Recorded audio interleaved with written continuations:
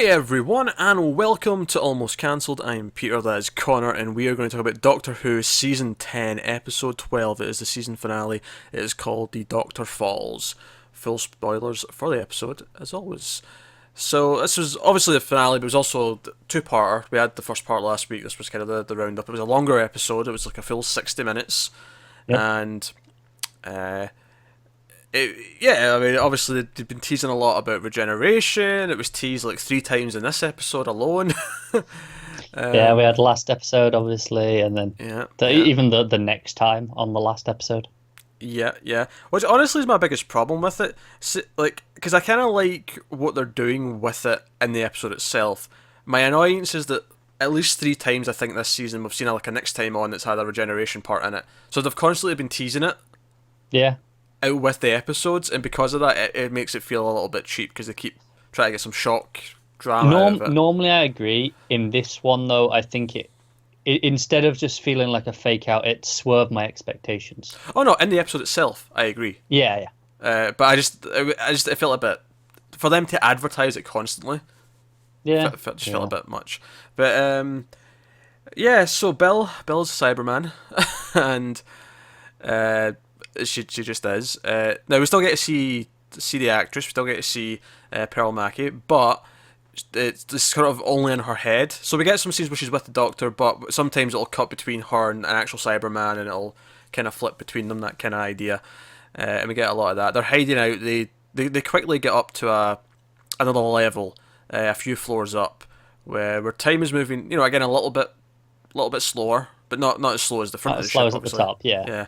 Obviously it's gradual, and this is a solar farm level. Well, there's a couple of families of people, not a huge amount, but like some people living here with some kids.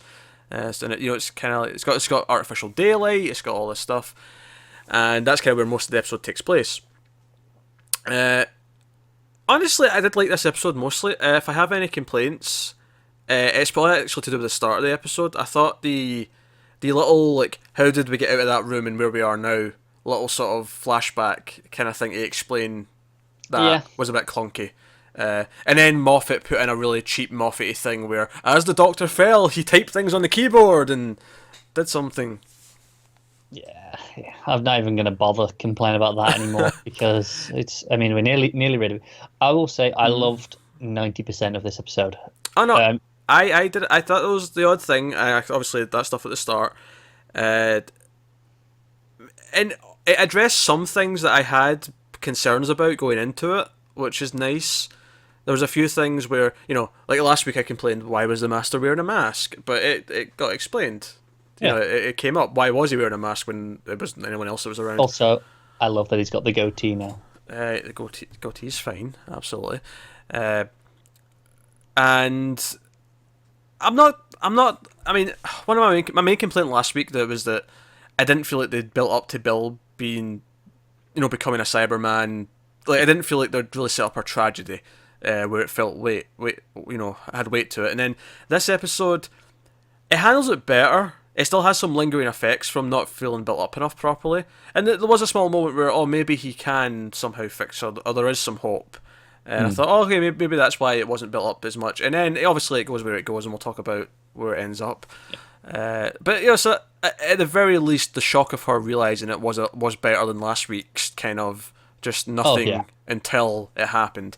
So I appreciate that. That said, the standout scene for this week is when the Doctor is trying to convince the Master and Missy to stay and help, because the Cybermen are coming, and he's basically arranging a defense with the people who are living there, and the Master and Missy have figured out they can go back to his TARDIS and get it working, due to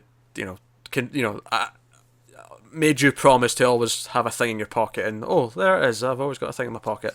One of those, which is admittedly, as much as that is a bit Moffat-y, it does work in the context of Doctor Who. That does work, that one. It does, other than the fact that they don't remember when they meet themselves. That is also true. And honestly, they even bring that up in this episode. Honestly, that whole thing where when they regenerate they don't remember things properly is always... No, it's not even just that. It's when they meet themselves. Oh yeah, specifically, you're right. Yeah, they don't remember it properly because it can affect their judgment. So they kind of their minds almost just like hide it away. Yeah, yeah. I mean, she kind of sells it by like, oh, I'm having this vague memory of some scary lady. Like, she doesn't remember it was her. She just remembers some scary lady. So Yeah, it's the idea that the message was strong enough that yeah. that one detail crept through so that she would remember to have it on her, which is fine. But they're leaving, and the Doctor makes this speech because the Master's like, oh, dude, you can never win this. We're leaving. And he gives this great speech about how it's not about winning, it's about just being right. Yeah. Yeah, it's just kind. It's a really good speech. Capaldi is best in this show is when he's given a good heroic speech, and that was a good heroic speech. I mean, you said this was one of the best scene this week, and obviously I would go as far as say this is potentially the best scene Capaldi's ever had. Oh yeah, I was going to stretch it out to definitely the best scene this season, but yeah, I can debate that. There's only a handful of his moments that come close, I think. No, it's a great scene because he's convincing someone who's bad, and this is where you're hoping that Missy will turn around, and because obviously she doesn't walk away at first. Master walks away and she stays standing there, but later on she does have her kind of heroic moment where she does go against him. It doesn't really amount to much because they just both die, basically. It's such a perfect ending, though. It's perfect for them. It's just a shame that a heroic act doesn't actually. It never accomplishes anything. I mean, arguably, if he's going to regenerate into her when he leaves, at least maybe she's ended his reign to get to her quicker, so that she can go through this transformation. I think it was just self-fulfilling. Like she was aware, this is how it always had to happen, and the only way we can get to me is getting rid of him now. Yeah, some of the stuff with the two of them was kind of fun. Knock yourself out, and then she knocks him out. That was pretty funny. Yeah, I enjoyed all episodes seeing her being like, well, is she, whose side is she on? It really played with that. Actually, eventually they did. I was a little bit miffed in the opening scene when they're walking around him and they're taunting him and saying, oh, which way would you like to die, kind of thing. Yeah. During that scene, I was like, this is really weird. They've not done like. I felt weird that we didn't see a moment where she had that temptation from the Master, where she decided, no, I'm just going to be a bad guy again. It felt like it just happened. Well, yeah, but I think it's just she plays into whatever's convenient at the time, and then because as soon as he's knocked out, he's like, I was on your side all the time. Oh, sure, but it felt like it skipped that moment for when she tried to at least pretend she was with the Master at the start. We never got to see that moment, really. No, that's true. It just sort of cuts into it, and I felt like I was missing a beat. Where because it would almost make this I was always on your side mean even more because we would have genuinely thought she had turned because we'd seen the moment where she turned. Yeah. And then she turned back. So yeah, all my complaints are basically limited to the opening 5-10 minutes. There was a lot of contrivances to get and stuff skipped to get us moving along. Once the episode got going, though. I have a few complaints with towards the end. Towards it, well, we'll get to towards the end.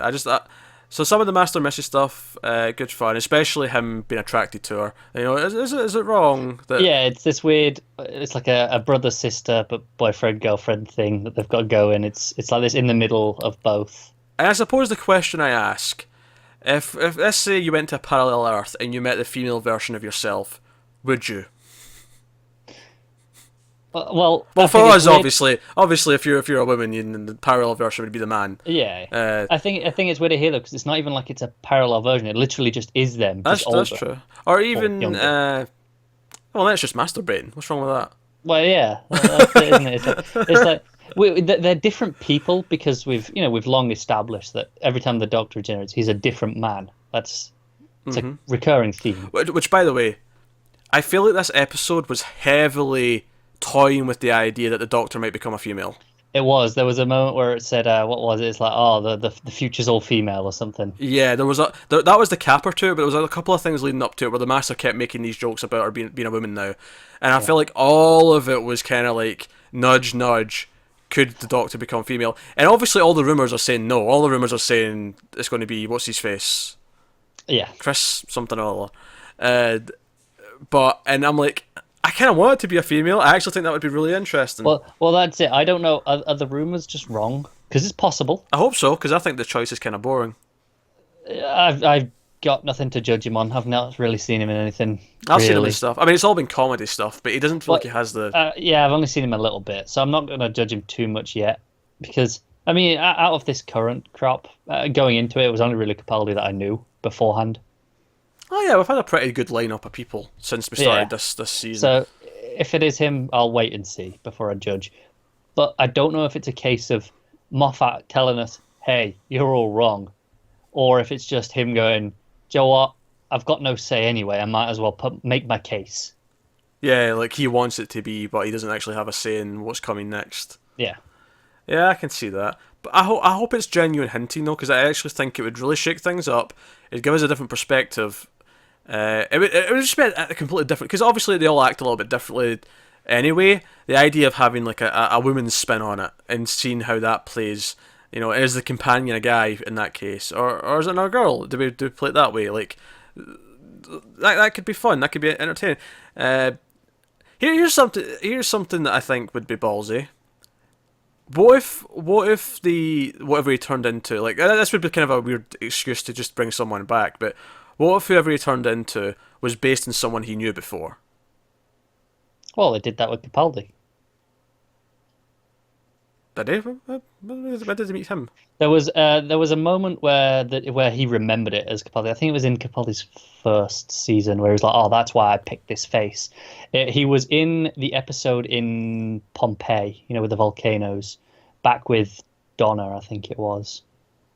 Oh And yeah. he was the one man that he saved. He got him out. He was the guy who was the head of the household, and Donna begged him to save Yeah, someone, because so he did. Karen Gillan was in that episode as well, wasn't she? Yeah, you're right. Yeah. Yeah, And yeah. and there was a moment in, I think it was season 8. It might have been last year. I'm not sure. All right, Where okay. he remembered that's why he'd picked this face, because it reminds him that he can save someone. Well, that's nice because it's a precedent, but that's not really. That's kind of almost an accident, like where they just. I Yeah. feel like they wrote that way because we need to explain why we've already seen him. I mean, they could have ignored it, but Yeah. He was also in Torchwood I don't remember that. It's been a while since I watched season Torchwood, 3. admittedly. He was a main guy in season 3. Oh, interesting. But yeah, so I'm just wondering, like, I'm not even sure who you'd pick, like who you'd even want, but like just what are the companions we've had in the last 10 years, like.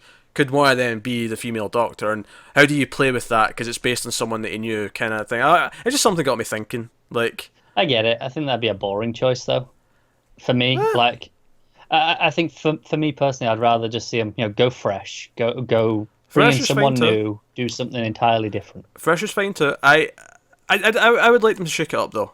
Well, that means it being a woman or just being something completely different. Yeah, I know what you mean. I'm hoping even if they don't shake it up and it's just whoever, I'm hoping that at least with the showrunner change, the show in general feels different. It has a different tone That's to true. Moffat's run, because Moffat's run does feel different to Russell T Davis's run that came before. So I hope Aye, this just feels different again. it's Not not not that as all of this has been bad, but yeah, just ready for something different. yeah. I do. Yeah, yeah. That's fair. We'll wrap that conversation up there. So the highlight of the episode was him trying to convince Master and Missy. Phenomenal moment. Some kind of sweet goodbyes with Nardole. Oh, it's kind of weird that Nardole's just left on this ship with these people that he's rescued. He's basically become the Doctor. Like at the start of the season, where the Doctor was confined to the one place because he had to watch the vault, and Nardole was there convincing him to stay. Nardole's kind of become that, where the Doctor had to convince him to stay, and then now he has to stay and look over these people instead of just looking over the vault. Yeah. It's just a weird finish for him, if nothing else. So let's get to the weird stuff at the end, because obviously Doctor sort of has these blaze of glory moment where he blows up the floor and most of the Cybermen go down. Then Bill Robot comes in and sort of Somehow. cries for him. She was far away from the blast, I guess. Sure. It was meant to be the entire floor, but yeah, just go with it. And it bothers me a little bit. I mean, I don't know. She hid in a metal box. She was shielded from the explosion. Fine. She was still limping, so she was still clearly in the explosion, but fine. All right, okay, she survived because she has tears, and when there's tears, there's hope. Yeah. So she comes back, and then out of nowhere, and I legitimately feel this was out of nowhere. Puddle Girl, the pilot the pilot episode, which was episode 1 of the season, who Bill had some chemistry with, and we liked that at the time. shows up. It's like, oh, I found you, because you give your tears, and we get the little flashback to that episode where she said, oh, they're not my tears, they're hers. Yeah, See, that flashback I didn't mind. I think I was the start of this season. Actually, I was complaining a lot about the use of the flashbacks to remind us of things that had happened earlier in the episode, especially.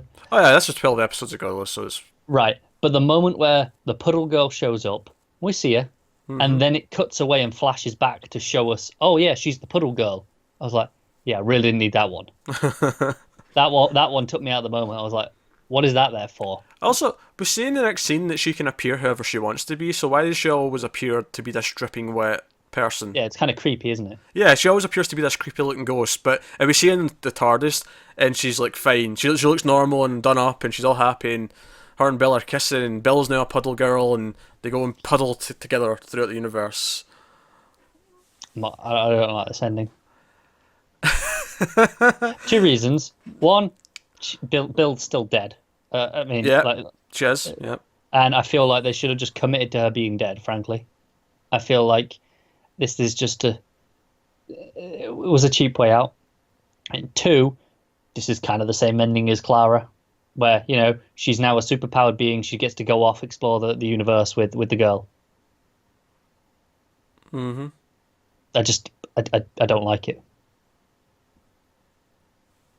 There you go. Yeah, I mean, don't get me wrong. As soon as the puddle girl showed up and it was this like easy, happy ending for her, I was like, "Oh, this is so Moffy." I just don't get it. Like she is dead. The Cyberman body with her not in there because most of her body is in the bin somewhere is there on the floor.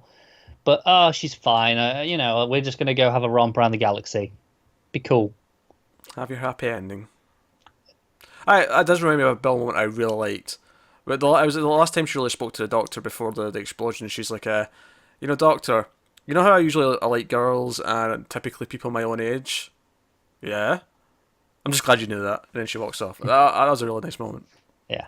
And again, her and Dodger and Nardole have some good stuff. There's not as much in this one, obviously, but it's the Nardol's final moment with them. And she comes over and it's like, right, I'm staying. And she's like, why does she get get exploded? It's like, it's not fair. Nah, that stuff's good. Now, I do like ultimately that the Doctor is regenerating, but he fights it because he doesn't want to change again. And he fights. The TARDIS takes him somewhere.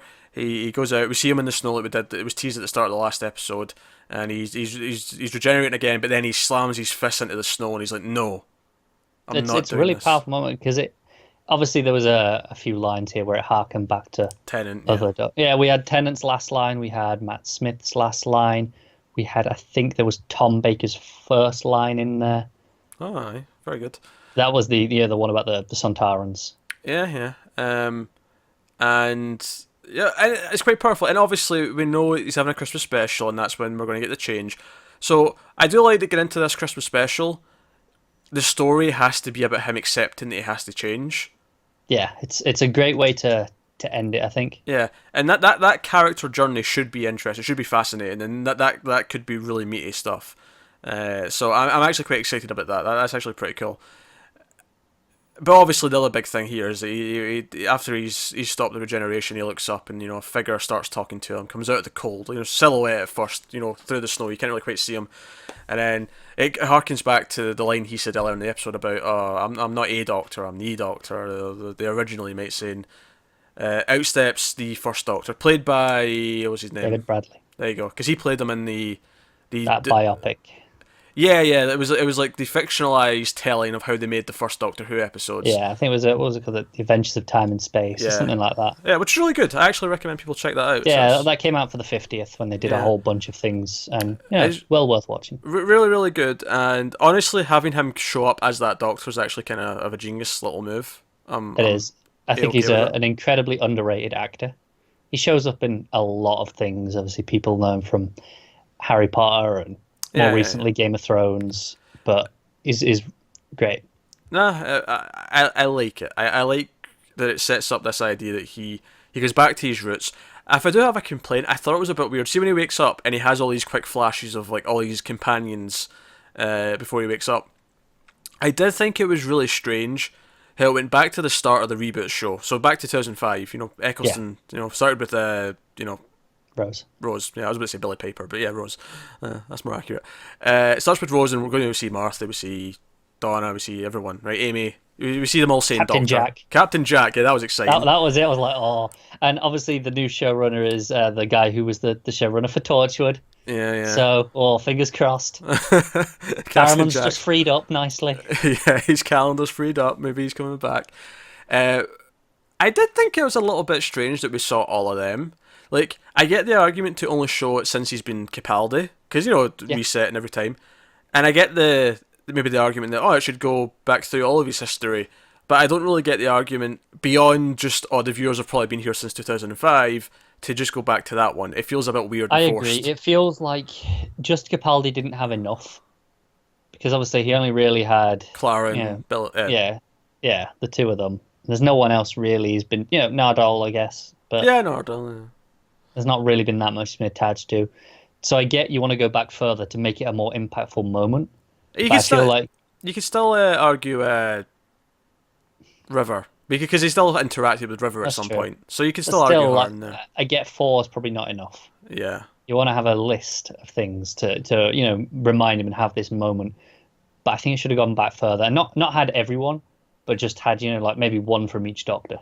Yeah, like even just a few from pre-Eccleston would have worked for me. Just to say, it wasn't just the new ones that everyone will know. Like, it was just kind of weird that, okay, why, other than outside the show where it's like, okay, that's where it came back, but to the character, this isn't a moment in time that's important. Right, and it's especially weird given that there's so many references to older things in this. Like, I just mentioned the one there with the Tom Baker's first line. You had the thing, Jelly Babies are back. I love that. I haven't seen Jelly Babies in a while. PP's like, what? It sounds vaguely familiar. Who had the Jelly Babies? I think that was 4 as well. And, he went around. I mean, a lot of them have had Jelly Babies. It was mainly him that's remembered for it, though. But I just like seeing Jelly Babies back. I'll take it over stupid fish fingers and custard. That is true. Jelly Babies are excellent. Oh. I hate even outside this. Jelly Babies are just excellent. Oh yeah, sure. I hate custard in general. So the thought of mixing Me too. fish fingers is just like, and I like fish fingers. I don't know about a bit of fish with some breadcrumbs. Not custard. Just not custard. Yeah, it's the custard that's freaking me out. Yeah. Pour custard over anything, you're ruining it. Whatever it is, doesn't matter. Yeah, it was amusing because obviously Tennant's whole thing, when he regenerated, the whole thing was he needed tea. And it was like, a good cup of British tea. That makes sense. And then I feel like they tried to do this. It's like, for Matt Smith, they're like, right, what's kind of British? Fish fingers? Yeah, sure. Custard? Yeah, go on, throw them together. Why not? It's disgusting. It is. Is what it is. But yeah, no, I mean, I'm mostly happy enough with the finale. Bill's End's a bit weird. I have some problems with the start of the episode and how it kind of just tries to conveniently mash everything together to get to what this episode's going to be about. Yeah. It feels like it rushes past things. And I do have to say, as much as I kind of like the ending, and obviously that great scene with the Doctor, I do think the Master and Missy, it felt really weird to me that they got him back to be the Master again, and this is all they did with it. Like, it felt like, surely he should have been the central element of the plot, of the episode he was in. I do like that her final episode was also a Cyberman thing, because that was like her first one, was that end of season 8. I mean, it wasn't her first actual appearance, but it was the first big thing. Yeah. But no. So that's Doctor Who finale. Yeah, I like as well that it doesn't actually rule out having them, because obviously they say, you're going to go down and you're going to regenerate into her. But just because they say that doesn't mean that's actually what happens. But who's to say there's not one in between them? Right, exactly. So we can still have the Master around just in between. Yeah, because they weren't even sure. She's like, I don't remember turning into me. She doesn't even know. So there could be 5 in between them for all we know. Right. So it doesn't rule out having the Master around at any point. Yeah. And also, it doesn't undermine your concern from earlier, where if they make her good, you want them to stick with it. But if she's the final regeneration. Oh yeah, because You can still have evil masters beforehand getting to that point. that is true, although it's cheating a little bit. It is cheating a bit, but it doesn't undermine the actual dynamic at the Having her end. turn good and then immediately killing her is kind of cheating because they don't have to actually worry about sticking to their guns. They just have to never do it. All they have to do is never bring her back to life, and that's it. They've succeeded in what I asked for. It's like, all right, fine. Technically, you accomplished it, but screw you, you cheating scumbags. Yeah, but it's better than if they just disregarded it, surely. Well, it is, but it's kind of a hollow victory. It's a hollow victory, is what I'm saying. That's fair enough. Like I said, other than the Bill bit, which I really didn't like at all at the end, which is a shame because I really liked her as a character. I'm sad to see her go, don't get me wrong, and I think she's been a great companion for this year. Honestly, I feel like it was written this way. Obviously, killing her would have also had the same effect, but I feel like it was written this way to A, give her a happy ending, but B, explain why we never see her again. Yeah, definitely. But I just don't think the happy ending was necessary. Maybe I know that's really bad, but I feel like it would have had more weight instead of just redoing Clara's thing again. A year later. Well, 2 years technically. All right, a season later. Yeah. So some mixed elements, and honestly, looking at the season as a whole, I thought it was kind of a mediocre season. If you're going to look at it as a complete package, had its moments. I kind of liked that Monk trilogy. Last 2 episodes had some moments. And I really like the characters, but a lot of the plots for the individual episodes were a bit weak, especially the 2 before the final 2 episodes. But after the Monk trilogy and then before the actual finale stuff, that was a really I liked one area. of those. I did, but we agree the Mars one was just bad. Yeah, that was just bad. So as an overall season, like comparing it to just previous seasons, I don't think this one stands up that much to a lot of the better ones. It's probably somewhere in the middle for me. I think overall, I will say this ending, this as an end of a season, is probably one of the best since it's come back. Is it? Possibly, yeah. But I mean, compare it to the Moffat ones. Moffat tends to get really convoluted, and by comparison, this one's actually kind of that's it. Kind of simple. I mean, that's the beauty of it. A lot of the actual regenerations and companion leavings have actually happened in Christmas specials. So the actual season endings have been just a normal ending of a season. So this one feels, I think I prefer it over most of them. That's fair. There you go. Let us know what you thought of this finale and also the season as a whole of Doctor Who in the comments below. Like, subscribe, all that stuff. Get us on Twitter at mailed_fuzz for channel updates. Individual Twitters are on the screen. If you want to support the channel, head over to patreon.com/mailedfuzztv. You see some of the bonuses you can get over there. But that is us. So thank you very much again for watching. Keep watching TV. We'll see you next time. Have you got any vanilla?